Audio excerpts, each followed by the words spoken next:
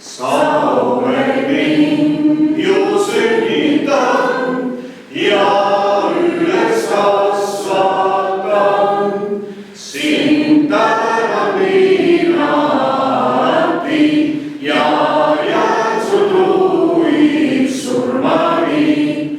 Mul kõige on sa oled sa, mu kallis isa. Su Jumal valvaku, mu armas isa.